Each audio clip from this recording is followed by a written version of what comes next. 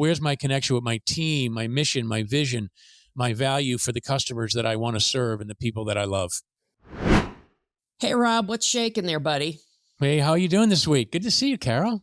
Yeah, it's finally cooled off and rainy here. I think we have about 58 here in where I live, southeast of Denver today. Oh, lucky you. Lucky me, it's right. Yeah, we got 110 degree heat index here in Northeast Florida. Not cool, Blech. but I'm cool in my studio here. Spending time with one of my best friends. Can't wait. Good.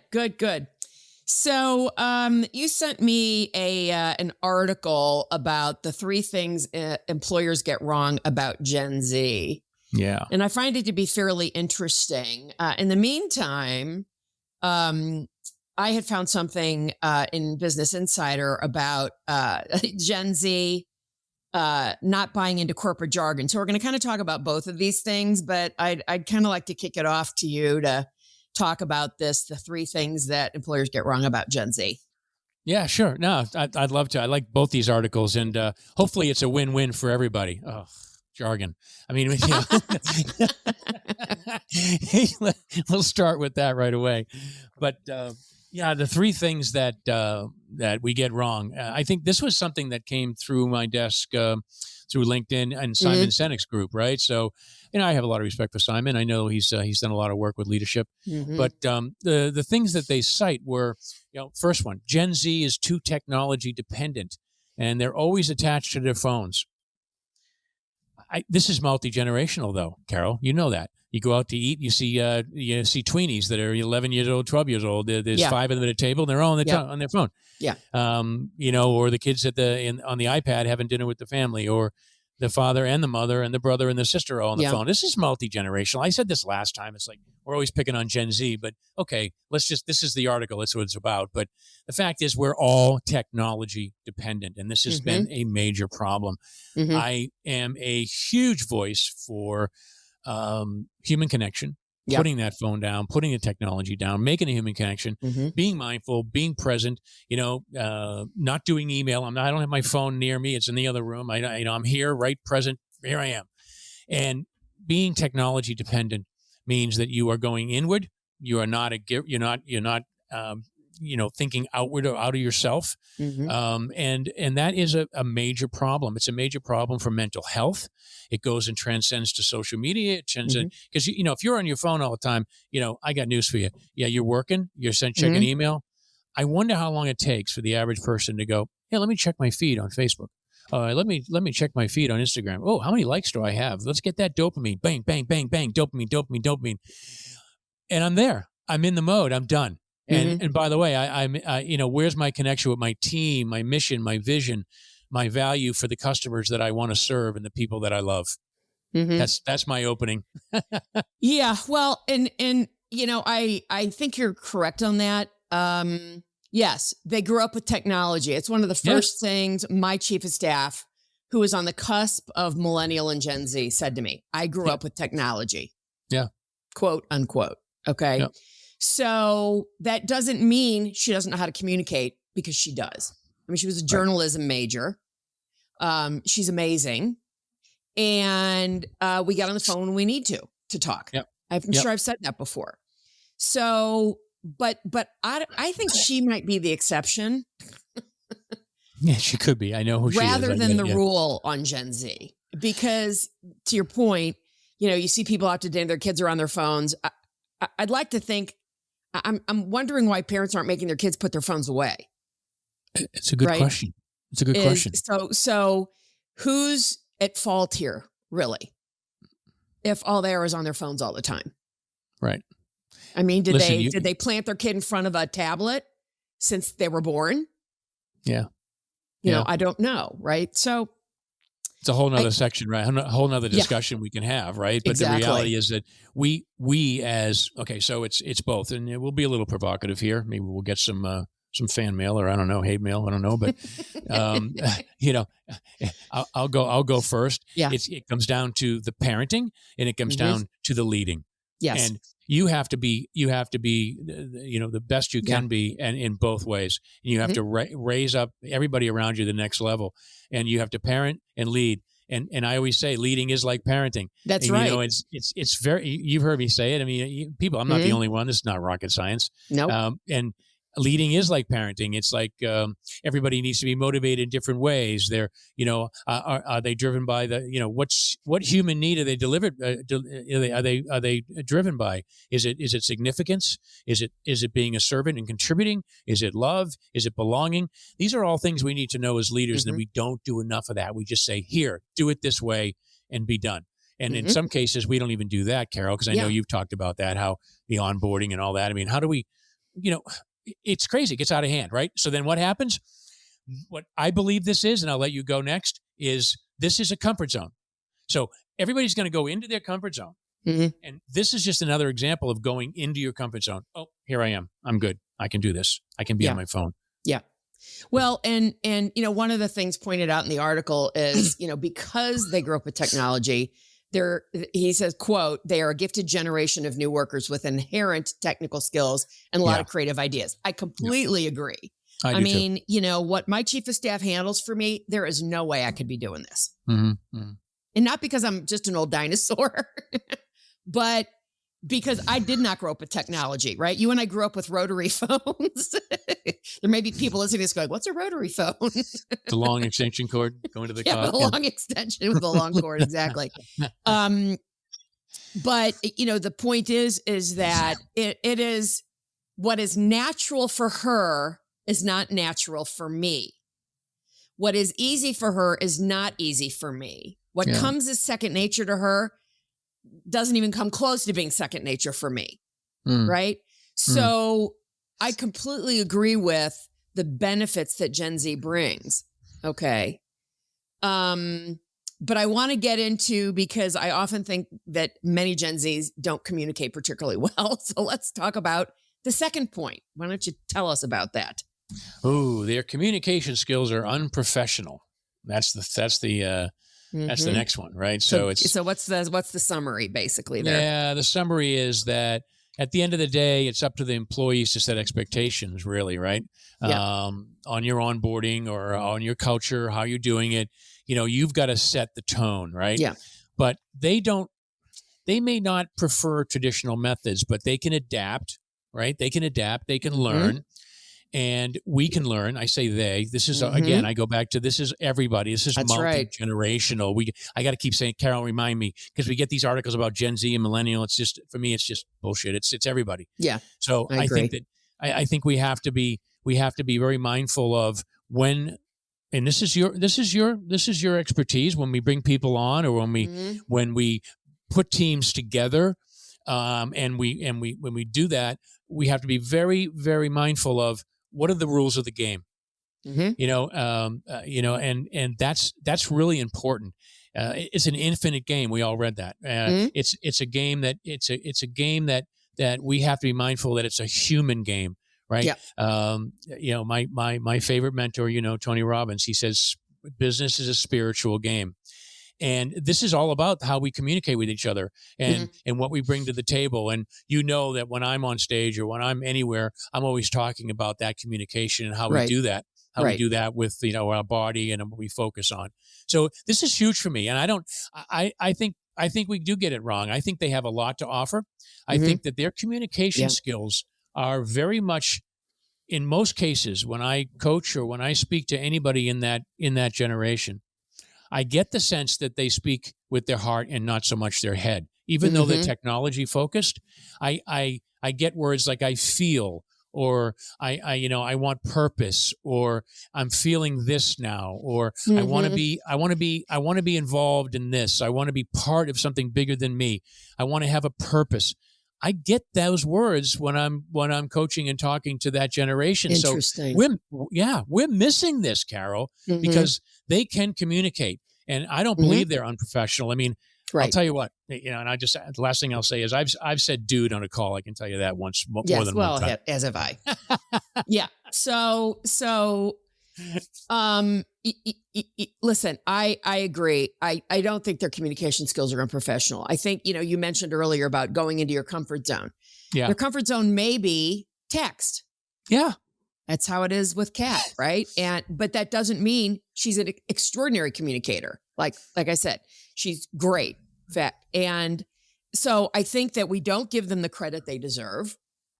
And I also think that, it is, I know you talk a lot about communication in your talk. I have a communication that's strictly based on communication solely.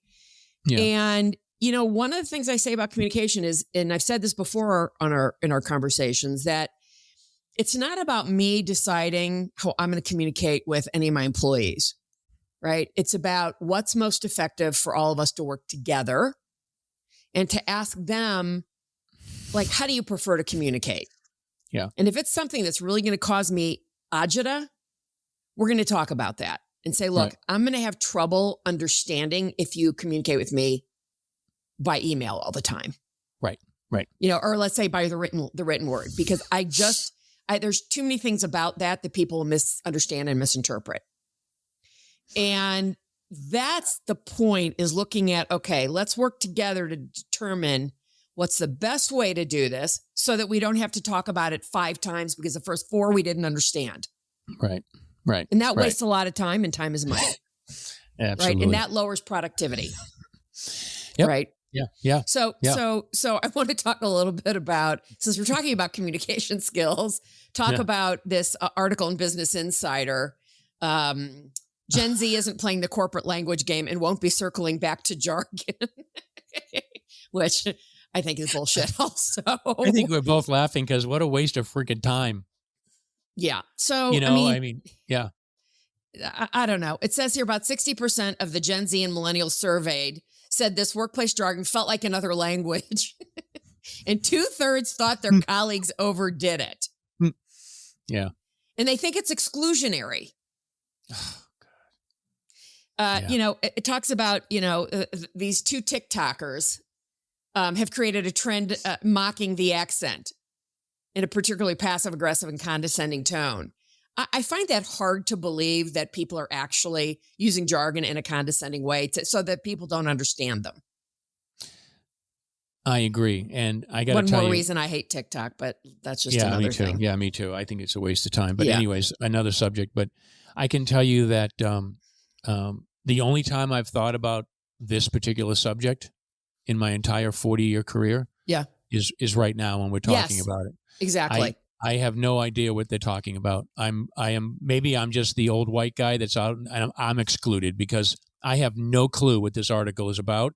I don't know what the value of this article is about, and I'm okay with saying that. I have no idea why. I feel like I became stupider when I read that 2-minute article. I don't understand it. I think how you communicate is your personality. Yes. It's who you are. Yes. And it has to be authentic. It has to be you and original. If I say things like, surrender but never give up, that's my jargon, right? If you don't know what that means, then say, well, can you double click on that? What do you mean by that? Of course. It's so simple. Right? How is I'm going to stop saying it because they don't know what it means. I want to tell them. I want to teach them. I want them to be enlightened by it, right? Yes. Open up and communicate and say, I don't know what you mean by that. Can you explain it? Right? It's so frustrating. So we're expected to know what all the little acronyms, LMAO, or there's another one, ICYMI. I had to keep asking people, what the hell does that mean? Oh, in case you missed it. So how does that not work both ways? Right. That's jargon, from somebody else, probably younger person's jargon, right? Absolutely. Absolutely. And if I say to somebody, that dog don't hunt, which you of course know what that means, that doesn't mean it's because we're old. And for those who are listening to this, it's a Southernism for that person can't sell. Right. Okay. Yeah. Is it corporate jargon? No, it's something I learned early on in my career when I was in the Northeastern United States. I heard all kinds of nice Southernisms that were more polite than other things. Right. Exactly. And, as you're thinking about this, I want to put a little bit of a different spin on it too. Yeah. This ought to be cool because, I spent a couple of years in London. Well, guess what? I had to learn a whole new jargon. That's right. Was I excluded? No, I learned it. I said, what does that mean? Hey, good shout out. What does that mean? Yeah. That means, hey, good, good idea, whatever, and it was, there was all kinds of things that, I called my employees mates, whatever. I mean, was that a problem for me? No. Did I care? No. I loved it. I had a great time. I embraced it. I obviously, I had to do all those slangs without an accent, but I still did. They got a kick out of it. And, and they appreciated the fact that I included them and that I was okay with, and I wanted to be part of the team. I wanted to fit, I wanted to be part of what they were doing, and I wanted them to understand me. So I would do things like that. And then when I had the Scotland team on the forecast call, I had a translator. Because I couldn't understand a word they said. Yeah, right. Yeah, I get that. But I mean, it's like, it's okay, not to know everything. It's okay to be vulnerable. And this goes back to the fact that,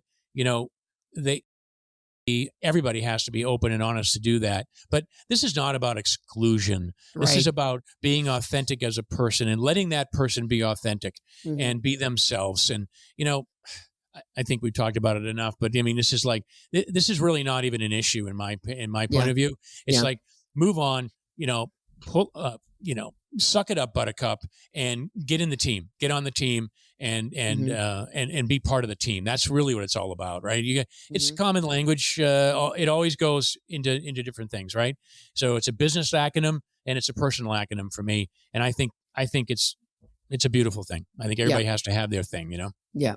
Okay. So the third thing in the LinkedIn article was what people say Gen Z never wants to engage. Never want to engage. Oh my God. That's all they want to do. In my opinion, that's all they want to do. The miss sometimes is that they use technology to engage. So perfect example. I'll put my kids under the bus. I don't know if they'll probably be listening. They'll laugh. I'll say to my son, "Hey, have you talked to your brother?" "Yeah, I talked to him yesterday." "Great. Was it voice to voice or text?" I knew that was coming. I texted him. That's crickets, not talking. right? Yeah, it's not talking. I get crickets. Yeah. They always go, "Dad," but that sums it up for me. Yeah, it really does, and it sums up the whole article. Really, it's like, this is it. This is where we are. I had an amazing conversation. I have a friend here. We're talking back and forth, and we text, and, "Hey, you want to have dinner or something like that?" And you just real quick text, right? Yeah. And I'll get a text that is, it takes me 10 minutes to read. It's voice, right? So she'll, rather than pick up the phone and talk, she'll voice activate a text that goes on for 5 minutes. What is going on here? What are we missing? We're missing that human connection. And I'll tell you, it's making me even more passionate about my why. It's making me dig in even deeper. And when I speak, when I get on stage, when I do anything, it is so important to make sure that they understand the differences. The human connection, we are losing it. And now we're seeing all of the detriments from that. We're seeing everything play out in the world, and it all goes back to human connection, mental health, love, understanding, empathy, the whole bit. And we're seeing it play out in slow motion. It's like a what do they call it? It's like a train wreck. You don't want to see it, but you have to see. You have to watch. You can't take your eyes away from it. You can't take your eyes away from it. Yeah. And it's enough. That's just it's just enough for me. So that's what I think about this article. That's where I come from. But I'll let you wrap this up. What you put a bow around this? What do you think, Carol? Regarding the last one, or regarding the whole article? The whole article. I think he's right. The author's right. Yeah. In many ways. Listen, it's not a 1 or a 0. It never is. Right. Okay. It's somewhere in between. There are 1s and there are 0s in this article. Right. Yep. There are people who are absolutely what he says they are, and there are people who aren't. Okay. Right. But I think, to his point, we are not giving them the credit they deserve for the great things that they do bring to the table. Like I said, with Kat, she's just, I could never do what she does. Right. I mean, and if I even tried, it would cause me so much brain damage. Yeah. I mean, really. No, they have. I think that so people. We should all use our expertise. Yeah. And this is what I always say, right? the great leader is the person who surrounds him or herself with people who are better at them than what they can do. That's right. Right? I say this about founders all the time who try to do too much shit on their own. Oh, I'll handle all our marketing. I'll do all our digital and social media. Really? Are you an expert at that? Pay somebody to do that for you. Right. Okay? Not your genius. Shouldn't be wasting your time doing it. Right. If you have to go into a little more debt, then just do it, because that's what makes the most sense. So that's all I got to say about it. I agree. That's a great. What a great episode. I think that people hopefully will get something out of this. And hey, look, these are our opinions. So get back to us. Put comments in there. We want to be challenged. Let us know what you think. Because we don't always get it right. We're learning. We're in transformation. We're both lifelong learners. So that's right. Help us with that. Right. Help us with that, and give us some comments. And we'd love to hear from you. All right. Thanks. All right. Ta-ta for now. Thanks for listening to Authentically Successful After Hours. I'm your host, Carol Schultz. And I'm your co-host, Rob Swymer.